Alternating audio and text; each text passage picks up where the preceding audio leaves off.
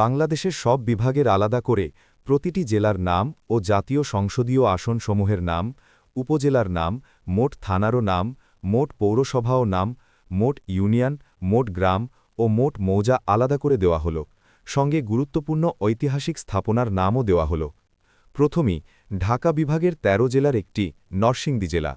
নরসিংদী জেলার আয়তন প্রায় ১,১৪০.৭৬ বর্গ কিলোমিটার। এটি ঢাকার পূর্বে অবস্থিত একটি গুরুত্বপূর্ণ জেলা।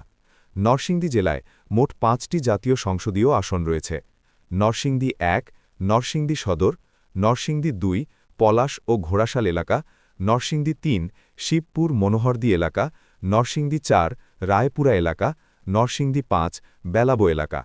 জেলার মোট ৬টি উপজেলা আছে: ১, নরসিংদী সদর, ২, শিবপুর, ৩, বেলাবো, ৪, মনোহরদী, ৫, পলাশ, ৬, রায়পুরা। নরসিংদী জেলার ৭টি থানা, পৌরসভা ৬টি, মোট ইউনিয়ন ৭১টি ও মোট গ্রাম ৫০০+। থানাভিত্তিক ইউনিয়ন ও গ্রাম কাঠামো: নরসিংদী সদর উপজেলা, ইউনিয়ন ১১টি, ২টি পৌরসভা, গ্রাম প্রায় ২০৫+, মৌজা ১৫০-এর বেশি।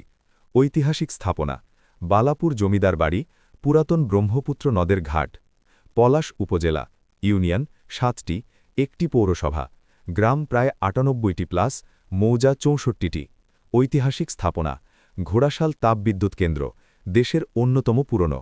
শিবপুর উপজেলা, ইউনিয়ন ৯টি, ১টি পৌরসভা, গ্রাম প্রায় ১৯৪+, মৌজা ১২৫টি।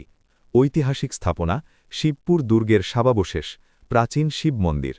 রায়পুরা উপজেলা, ইউনিয়ন ২৪টি, জেলার সবচেয়ে বেশি, ১টি পৌরসভা, গ্রাম প্রায় ২৩৯+, মৌজা ১০৭টি।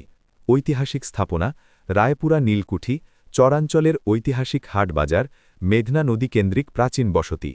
বেলাবো ও মনোহরদী উপজেলা, ইউনিয়ন ২২টি, ১টি পৌরসভা, গ্রাম প্রায় ১৮০+, মৌজা ১০২। ঐতিহাসিক স্থাপনা: প্রাচীন শিব মন্দির, ঐতিহাসিক ব্রহ্মপুত্র নদ দিয়ে।